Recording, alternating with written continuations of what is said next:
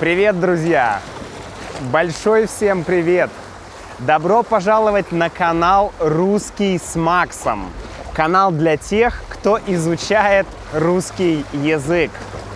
Где я нахожусь? Это озеро Байкал, да? Нет. Может быть, это Алтайские горы? Нет. Может быть, это Кавказские горы? Может быть. Но нет, друзья. Я нахожусь в Патагонии. В Патагонии в Аргентине. Если вы вдруг не слышали про Патагонию, то вот здесь будет карта с Патагонией. Это такой культурно-географический регион со своими особенностями, со своей жизнью, с Андами. Вот это Анды, познакомьтесь. Анды, горы Анды. И в этом видео я хочу рассказать о том, почему Патагония и Сибирь, да, русская Сибирь, имеют много общего. А волны-то поднялись. Давайте начинать. Я нахожусь в городе, который называется Сан-Карлос-де-Барилоче. Или просто Барилоче. Это один из, наверное, это самый крупный город в Андах. И, по крайней мере, в аргентинской части.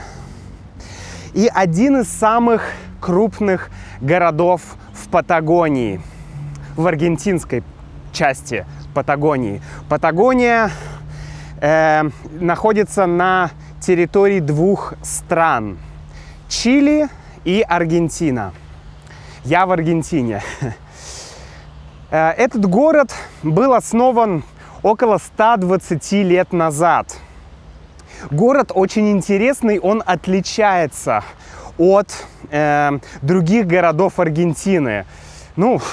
Своей архитектурой, своей планировкой и своим немецким влиянием. Дело в том, что сюда приезжали немцы. И не только немцы, на самом деле многие народы. Но вот очевидно влияние, конечно, немецкой культуры. Здесь красивая архитектура, здесь варят собственное пиво. Пиво Патагония очень известное. Здесь делают шоколад. Здесь много шоколадных фабрик, и когда идешь по центру города, то видишь эти, не фабрики, ты видишь магазины, которые продают шоколад. Также сюда приезжало множество нацистов после окончания Второй мировой войны. И была даже такая легенда, и она есть такая легенда, что Гитлер не погиб в своем бункере, а он приехал в Аргентину. И он жил, может и живет здесь, где-то в Патагонии. Да, такие легенды есть. По крайней мере, ангел смерти Йозеф Менгеле точно был, не в Барилоче. Наверное, он посещал Барилоче, но он точно жил в Буэнос-Айресе. Это факт. Чем еще знаменит Барилоче? Он еще знаменит тем, что он находится в Андах, он находится в горах, и здесь огромное количество маршрутов для походов, для трекинга. Зимой люди катаются здесь на горных лыжах, на сноубордах. В общем, такой туристический центр Аргентины, наверное. И действительно, когда идешь по центральным улицам города, то ты видишь десятки туристических магазинов, где продается все, что только ты хочешь. Правда, очень дорого, потому что это импортные товары. Ну, они сами по себе дорогие, плюс они импортные. И в Аргентине купить какую-то качественную туристическую вещь стоит просто огромное количество денег. Вот. Но, тем не менее, очень много туристических магазинов. Это место, Барелоче и вообще этот край называют, эту территорию называют аргентинской Швейцарией или маленькой Швейцарией. Ну, конечно, в первую очередь из-за вот этого великолепного вида. Однако, я бы назвал это аргентинской Сибирью. Хотя мне не нравится называть аргентинская Сибирь. Сибирь — это Сибирь, Патагония — это Патагония. Но я бы хотел отметить схожие моменты в Патагонии и в Сибири. Чем они похожи? Что между ними общего? Давайте попробуем понять это. Что же общего, на мой взгляд, у Патагонии и у Сибири? Ну, во-первых, это некий романтизм, романтизация Сибири. Ну, вы, как человек, который изучает русский язык, наверное, всегда хотели поехать посмотреть Сибирь. Да? Это такой дикий, красивый край, который очень хочется посетить. И есть много книг про Сибирь, про людей, которые там живут, про храбрых, сильных, выносливых людей. И вот все то же самое, ну, конечно, в немножко другой манере, но присутствует и в Патагонии. По крайней мере, в Аргентине Патагония тоже очень сильно романтизирована.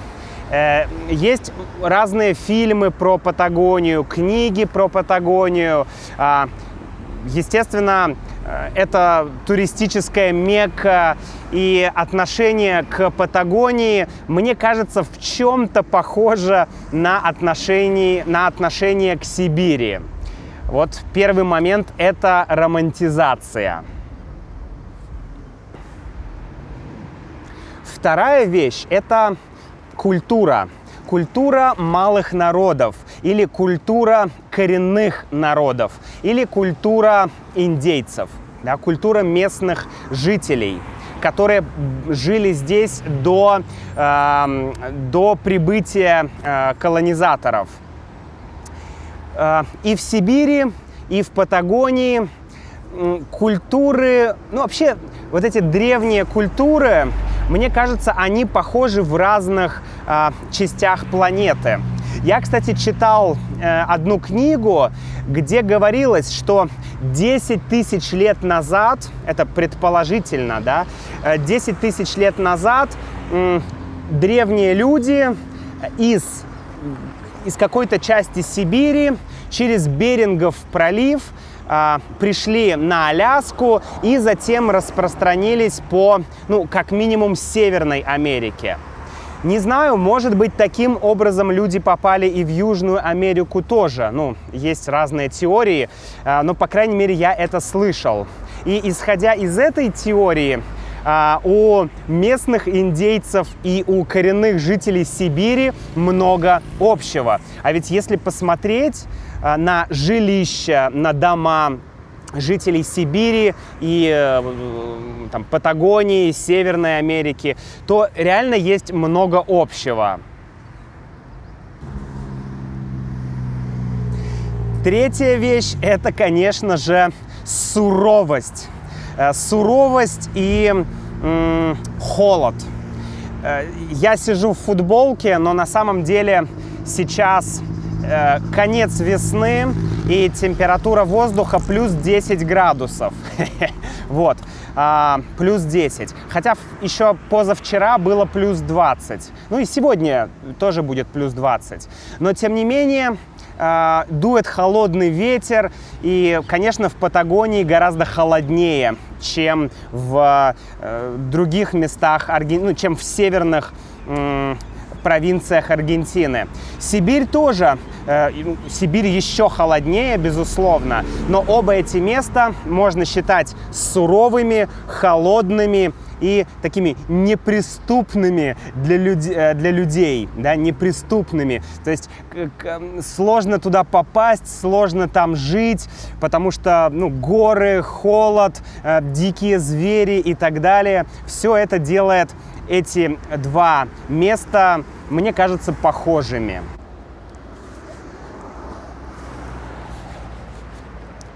Четвертое – это природа. Вернее, растения и деревья. Я, когда хожу здесь по траве, я вижу гораздо больше похожих растений на российские, на сибирские, чем в Буэнос-Айресе или чем на северной части Аргентины. Ну, конечно же. Например, здесь я видел вечно зеленые ели и сосны. Они немножко другие, но они похожи. Ну и еще я здесь встретил березу. Березу, друзья! Береза! Обалдеть!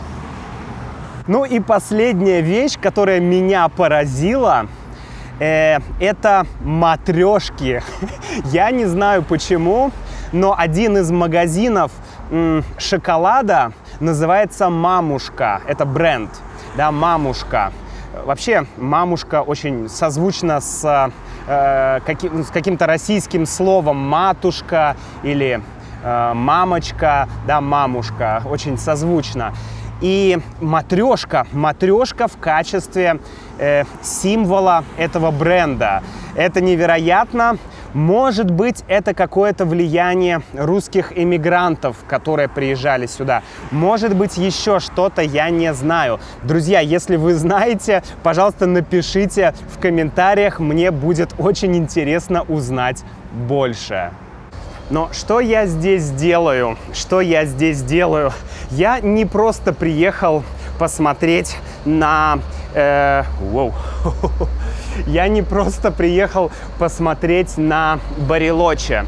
Я приехал для того, чтобы осуществить сплав по реке в Патагонии.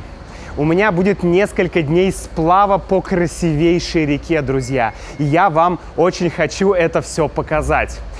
Если вы не знаете, что такое сплав, а сплав будет на Покрафте, если вам фраза «сплав на Покрафте» ни о чем не говорит, то смотрите вот это видео. Там я тестировал свой Покрафт. И, друзья, присоединяйтесь также к нашей мембершип-программе. Изучайте русский с Максом, изучайте русский эффективно, с транскрипциями, с дополнительными материалами, с интересом каждую неделю. Каждую неделю, друзья, регулярно подписывайтесь на мембершип-программу. И до встречи. А встретимся мы в следующий раз уже, скорее всего, на реке в Патагонии. Чао!